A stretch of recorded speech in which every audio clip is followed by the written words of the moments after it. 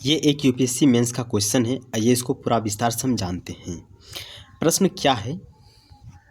18वीं और 19वीं शताब्दी में यूरोप के औद्योगिकरण के योगदान देने वाले कारकों पर चर्चा कीजिए। इस अवधि के दौरान औद्योगिकरण ने यूरोपीय समाज को किस प्रकार प्रभावित किया? यानी क्वेश्चन ये कहना चाहता है कि 18वीं और 19वीं शताब्दी में यूरोप में हमें औद्योगिकरण देखने को मिला। तो औद्योगिकरण हुआ तो वो औद्योगिकरण के पीछे कौन कौन से कारक जिम्मेदार थे एवं इस औद्योगिकरण से यूरोपीय समाज को क्या प्रभाव हुआ? ओके, तो इसका आंसर आप इस प्रकार लिखिएगा। औद्योगिकरण का आशय अर्थव्यवस्था को कृषि से विनिर्मित क्षेत्र में बदलने की एक प्रक्रिया है। औद्योगिकरण का मतलब क्या होता है? औद्योगिकरण का मतलब होता है जो हमारा अर्थव्यवस्था है, जहाँ पर पहले कृषि कार्य होता था, अब वो कृषि कार्य को छोड़कर विनिर्माण क्षेत्र में जाने का प्रयास कर रहा है। इसमें वस्तुओं और सेवाओं के उत्पादन के लिए मशीनों, कारखानों और ऊर्जा के नए स्रोतों का उपयोग करना शामिल है। औद्योगिकरण में आप ज़्यादा से ज़्यादा मशीन का उपयोग करते हैं, कारखाना का निर्माण करते हैं और ऊर्जा के नए स्रोतों का भी उपयोग करते हैं। 18वीं और 19वीं शताब्दी में यूरोप के जो कुछ देश है वहाँ पर हमें औद्योगिकरण देखने को मिलता है। इस औद्योगिकरण का परिवर्तनकारी एवं जटिल प्रक्रिया थी। ये जो हमें औद्योगिकरण देखने को मिलता है, जितना सरल कहने में लग रहा है उतना सरल था नहीं। ये बहुत ही जटिल एक प्रक्रिया थी जिसका यूरोपीय समाज, अर्थव्यवस्था और संस्कृति पर यहाँ पर बहुत ही गहरा प्रभाव देखने को हमें मिल रहा है। ओके, आइए जानते हैं इसका मुख्य भाग, यानी इस बदलाव में कौन कौन से कारक जिम्मेदार थे या कौन कौन से कारक योगदान दिए थे। तो तकनीकी प्रगति, तकनीकी यानी टेक्नोलॉजी वहाँ पर ज़्यादा हमें प्रगति हुआ देखने को मिला, जिस कारण से वहाँ के जो उद्योगपति है, वहाँ के जो लोग हैं, औद्योगिकरण की ओर अग्रसर हुए।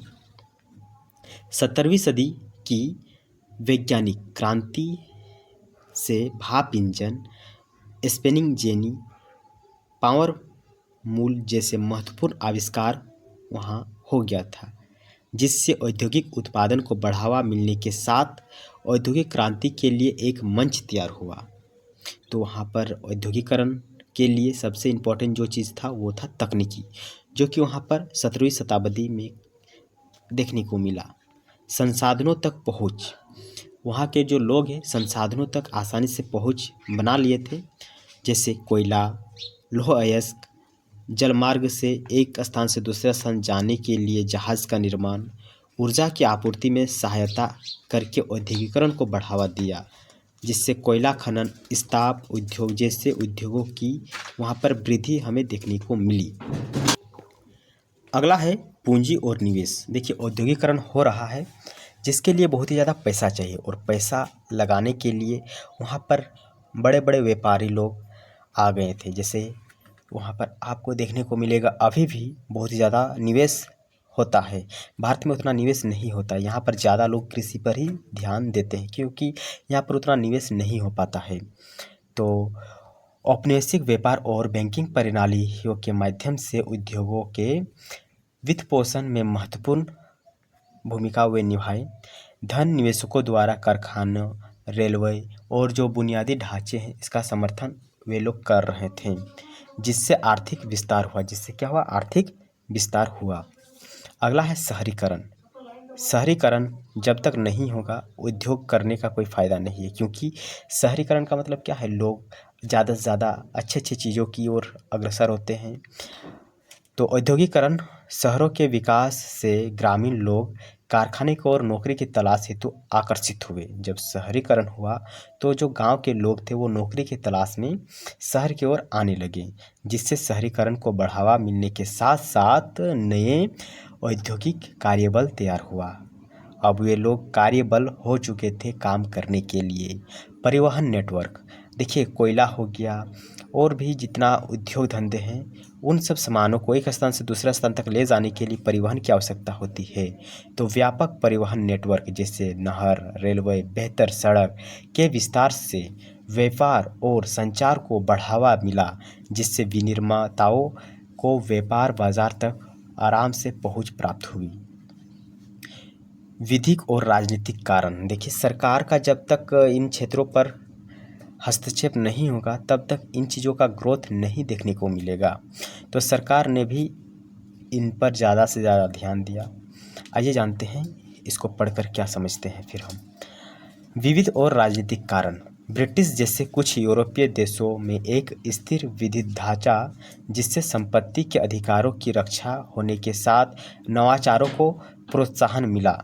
देखिए भारत में आपको संपत्ति का अधिकार देखने को नहीं मिलता है, भारत में आपको संपत्ति का अधिकार देखने को नहीं मिलता है, लेकिन ब्रिटिश के कुछ ऐसे देश है यानी यूरोप के कुछ ऐसे देश है जहाँ पर संपत्ति का अधिकार है, क्योंकि वहाँ के सरकार ने इस चीज़ों को अलाउ किया है। इसके अतिरिक्त यूरोप के कई हिस्सों में राजनीतिक स्थिरता से औद्योगिक विकास के लिए अनुकूल वातावरण मिला। ठीक, अगला है उद्यमी और नवाचार। देखिए जब तक लोग नई चीज़ों की मांग नहीं करेंगे, नया चीज़ कोई बनाने के लिए उत्साहित नहीं होंगे, तो वहाँ नवाचार ज़्यादा से ज़्यादा होने लगा। तो उद्यमी और नवाचार, उद्यमी यानी जो उद्योगपति होते हैं, उद्योगपति और अन्वेषकों यानी जो नवाचार करने वाले हैं, वे औद्योगिकरण में महत्वपूर्ण भूमिका निभाई थी। जेम्स वाट, जॉर्ज स्टीफेंस और रिचर्ड आर्कराइट जैसे व्यक्तियों ने औद्योगिक प्रौद्योगिकी और प्रक्रिया में महत्वपूर्ण योगदान दिए थे। आपको पता होगा कि जितने भी फिजिक्स के, केमिस्ट्री के वैज्ञानिक हैं, सब यूरोपीय देशों से ही रिलेटेड है। यूरोप के ही मैक्सिमम आपको वैज्ञानिक देखने को मिलता है। आइए जानते हैं आगे क्या लिखा हुआ है। इस अवधि के दौरान यूरोपीय समाज पर गहन और बहुआयामी प्रभाव पड़ा। तो जब यहाँ पर हमें देखने को मिला क्या, औद्योगिकरण, तो क्या क्या परिवर्तन देखने को मिला, क्या क्या प्रभाव देखने को मिला। तो सबसे पहला है आर्थिक परिणाम या परिवर्तन।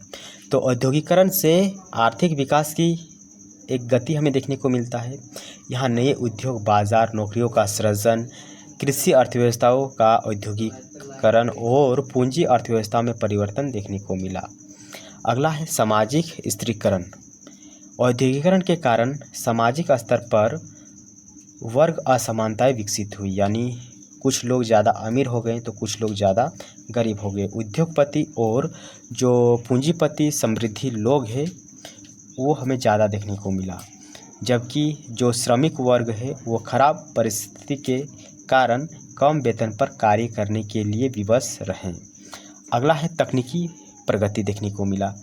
तकनीकी नवाचार से जीवन स्तर में सुधार हुआ, लोगों की वस्तुओं तक पहुंच में वृद्धि हुई तथा कृषि एवं परिवहन दक्षता में सुधार हुआ।